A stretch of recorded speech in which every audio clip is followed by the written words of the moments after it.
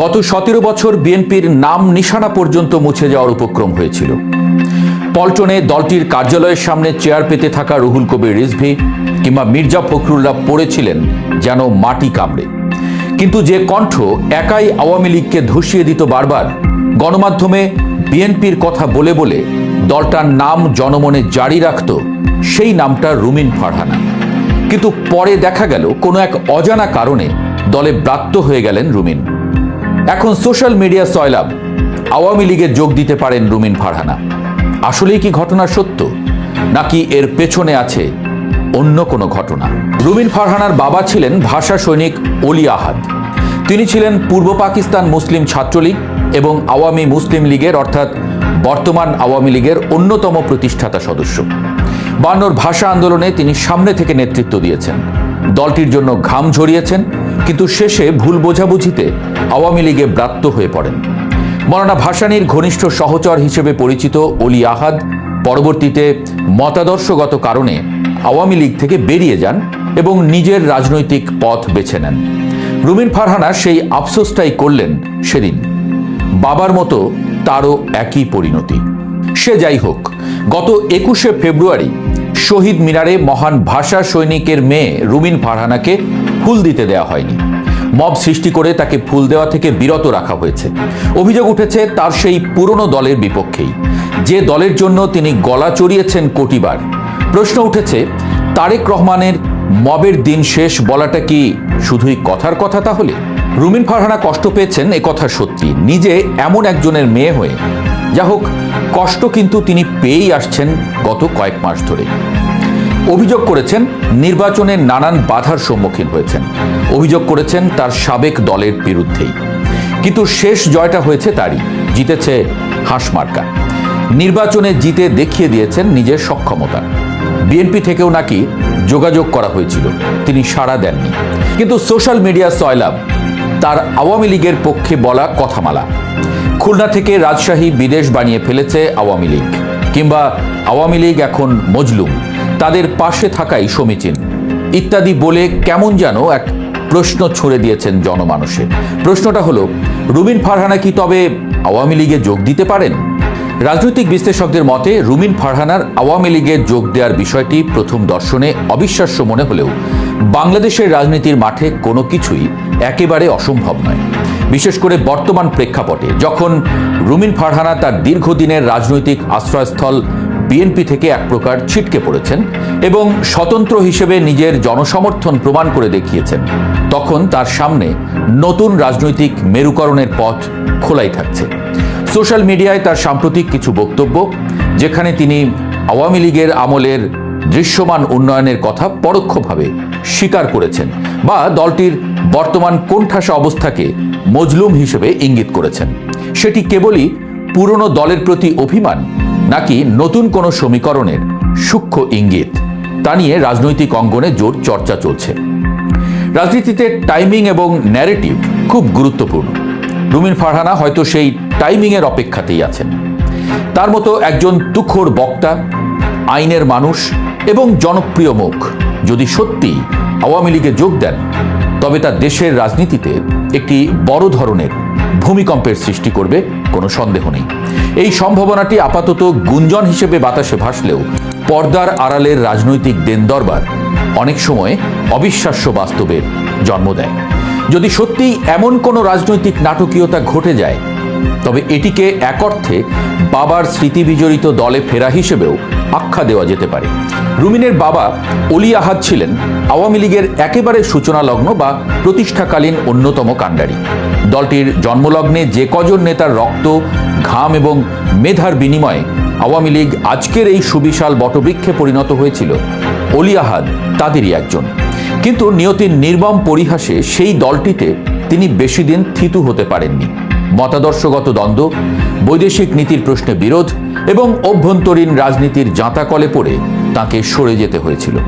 আজ যদি তার মেয়ে, যিনি নিজেও নিজের রাজনৈতিক দলের চরম অবমূল্যায়নের শিকার হয়ে স্বতন্ত্র হিসেবে লড়তে বাধ্য হয়েছেন, সেই পুরনো ঠিকানায় ফিরে যান, তবে তা ইতিহাসের এক দারুণ পুনরাবৃত্তি তৈরি করবে।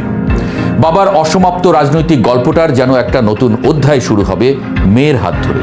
রুমিন ফারহানার জন্য এটি যেমন গভীর আবেগের জায়গা হতে পারে, তেমনি তার রাজনৈতিক ক্যারিয়ারের জন্য হতে পারে এক অভাবনীয় টার্নিং পয়েন্ট। এখন সবচেয়ে বড় এবং প্রাসঙ্গিক প্রশ্ন হলো, আওয়ামী লীগ কি তাকে দলে ভেরাবে?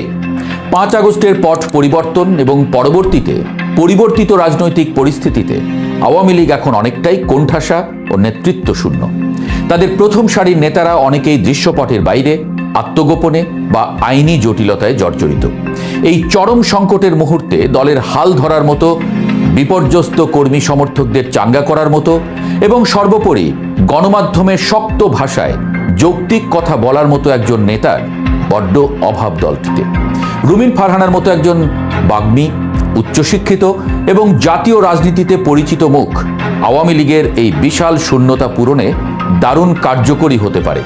অতীতে আমরা দেখেছি রাজনৈতিক প্রয়োজনে আওয়ামী লীগ অনেককেই আপন করে নিয়েছে, এমনকি কট্টর সমালোচকদেরকেও দলের গুরুত্বপূর্ণ পদে বসিয়েছে।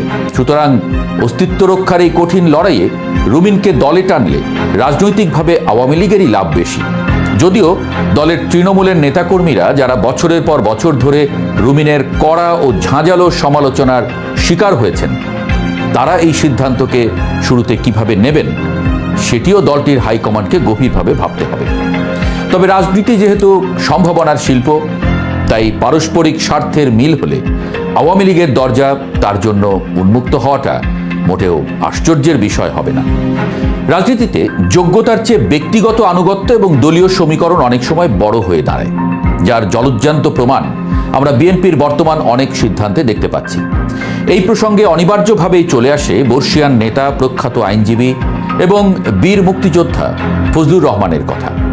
রাজনৈতিক অঙ্গনে একটি কথা বেশ জোরালোভাবেই প্রচলিত যে সারা দেশে আওয়ামী লীগের যে বিশাল ভোট ব্যাংক বা নীরব সমর্থক গোষ্ঠী, তাদের একটি বড় অংশকে বিএনপির দিকে আকৃষ্ট করার পেছনে ফজলুর রহমানের মতো পরিচ্ছন্ন মুক্তিযুদ্ধপন্থী নেতাদের বিশাল ভূমিকা ছিল। তার পরিচ্ছন্ন ইমেজ, যুক্তিপূর্ণ বক্তব্য এবং মুক্তিযুদ্ধের চেতনা ধারণ করার সত্তাটি অনেক সাধারণ এবং নিরপেক্ষ ভোটারকে বিএনপির প্রতি ভরসা জুগিয়েছে। কিন্তু দলের হাইকমান্ড বা তারেক রহমান এখন পর্যন্ত তাকে দলে কোনো বড় সম্মানজনক বা নীতি নির্ধারণী দায়িত্ব দেননি। যিনি দলের জন্য এত বড় একটি ইতিবাচক ইমেজ তৈরি করতে সাহায্য করলেন, তাকেই যদি দল যথাযথ মূল্যায়ন না করে, তবে স্বভাবতই প্রশ্ন ওঠে বিএনপি আসলে কাদের মূল্য দিচ্ছে। রুমিন ফারহানার মতো ফজলুর রহমানও কি তবে একই ধরনের উপেক্ষার শিকার হলেন? যোগ্যদের এই অবমূল্যায়ন দলের অভ্যন্তরীণ ক্ষোভকে আরও উস্কে দিচ্ছে এবং তৃণমূলের কর্মীদের মাঝে ভুল বার্তা পৌঁছে দিচ্ছে। রাজনীতির এই জটিল এবং বহুমাত্রিক দাবা খেলায় আরও একটি বিষয় সম্প্রতি সবার নজর কেড়েছে, আর তা হলো আওয়ামী লীগের একের পর এক কার্যালয় ধীরে ধীরে খুলে যাওয়া। আগস্ট পরবর্তী সময়ে যে দলটির কার্যালয়গুলোর সামনে যাওয়াটাই ছিল প্রায় অকল্পনীয় এবং চরম ঝুঁকিপূর্ণ, সেখানে এখন ধীরে ধীরে প্রাণের সঞ্চার হচ্ছে, সাইনবোর্ড উঠছে, নেতারা উঁকি ঝুঁকি মারছেন। রাজনৈতিক পাড়ায় জোর গুঞ্জন রয়েছে যে বিএনপির এক প্রকার গ্রিন সিগন্যাল বা নীরব সম্মতির কারণেই এমনটা সম্ভব হচ্ছে। রাজনৈতিক বিশ্লেষকদের মতে বিএনপি হয়তো চাইছে না রাজনীতিতে একচেটিয়া শূন্যতা তৈরি হোক, অথবা অতি ডানপন্থী বা তৃতীয় কোনো শক্তির আকস্মিক উত্থান ঘটুক। আওয়ামী লীগকে মাঠে রেখে একটি নিয়ন্ত্রিত ও দুর্বল বিরোধী দল হিসেবে তাদের কিছুটা স্পেস দেয়াটা বিএনপির দীর্ঘমেয়াদী রাজনৈতিক কৌশলেরই অংশ হতে পারে। এতে করে আন্তর্জাতিক অঙ্গনেও একটি স্থিতিশীল এবং গণতান্ত্রিক পরিবেশের বার্তা দেওয়া যায়। আর ঠিক এই সুযোগটি কাজে লাগাতে চাইছে আওয়ামী লীগ।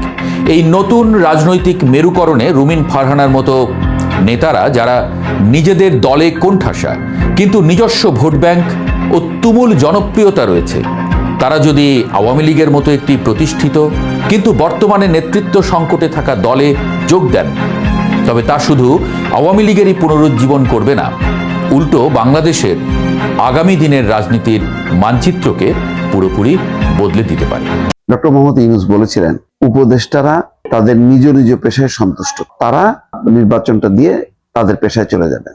এখন তাদের পেশায় চলে যাবেন, কিন্তু বাসা ছাড়বেন না কেন? বাসা ছাড়ার ব্যাপারে এত মোহ কেন? একটা অদ্ভুত পরিস্থিতি। উপদেষ্টা, সাবেক উপদেষ্টাদের অনেকেই বাসা ছাড়েননি। এদিকে সরকারের প্রায় 60 জন মন্ত্রী উপদেষ্টা, তার বাইরে চিফ হুইপ তাদের বাসা আছে। মোট কথা 70-80টা বাসা দরকার, মানে হাতে আছে 37-38টা।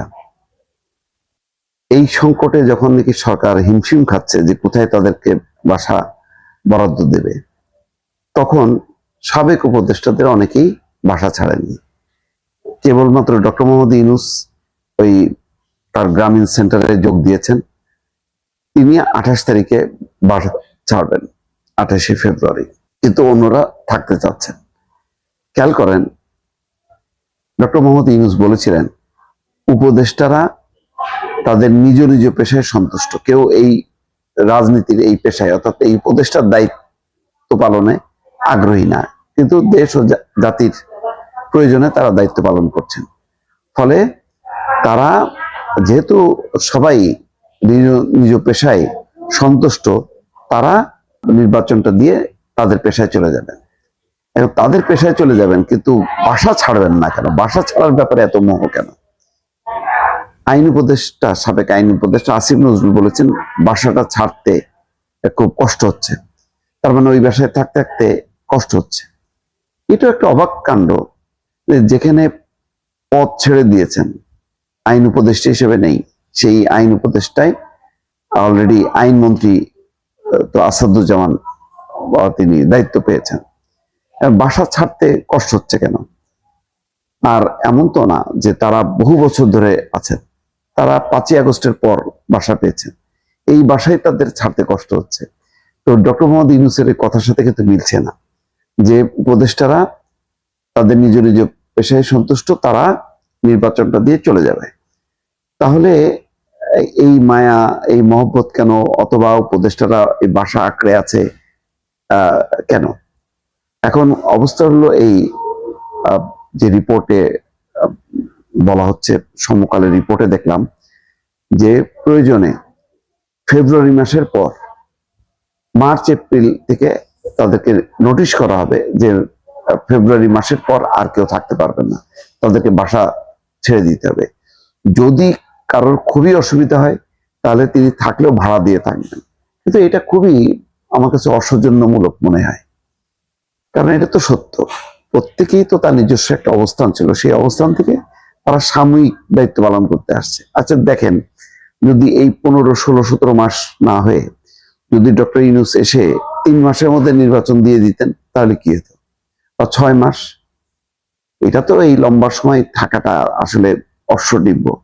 এই যে দেখেন, সংস্কারের জন্য থেকে গেল, তো সেই সংস্কারের পরিণতি কি হলো? নির্বাচনের পরপর আমি বলেছিলাম যে এই সংস্কারের এটা কিন্তু থাকবে না, বিএনপি এটা মানবে না, বিএনপি তার মতন করে সংস্কার করবে, বাইরের থেকে এই সাজাই গুছাই দিয়ে সেই অনুযায়ী চলবে, বিএনপি এটা করবে না। এটা আগেই বোঝা গেছিল, এবং তাই হলো। সংসদের যে প্রথম তাদের শপথ অনুষ্ঠান, তখনই পরিষ্কার হয়ে গেল যে শুধু তারা সংসদ সদস্য হিসেবে শপথ নিলেন, গণপরিষদের সদস্য হিসেবে শপথ নেননি। তো জামাত নিয়েছে, এনসিপি নিয়েছে, এটা তাদের ব্যাপার, কিন্তু এটা তো একটা মত পার্থক্য থেকে গেল। এখন সরকারি দল নিরঙ্কুশ তার সংখ্যাগরিষ্ঠতা, সুতরাং এখানে অন্য সমস্যাগুলো তার কাছে কোনো সমস্যা না। যদিও আমি মনে করি যে এটা একটা রাজনৈতিক সমস্যা, এটা ভালোভাবে বিএনপিকে ফেস করতে হবে, নতুবা মানুষের মধ্যে একটা বিরূপ মানে প্রতিক্রিয়া হবে, সেটা আর একটা ব্যাপার। কিন্তু এই যে বাসা বাড়ি, মানে উপদেষ্টার দায়িত্ব পালন শেষেও বাসায় অবস্থান করা, এখানে রিপোর্টে বলা হচ্ছে যে সরকারি কর্মকর্তা, কর্মচারী, মন্ত্রী, তাদের ক্ষেত্রে একটা নীতিমালা আছে। উপদেষ্টাদের ক্ষেত্রে সরকারি বাসায় তারা কতদিন থাকতে পারবেন, কতদিন থাকতে পারবে না, এরকম কোনো নীতিমালা নেই।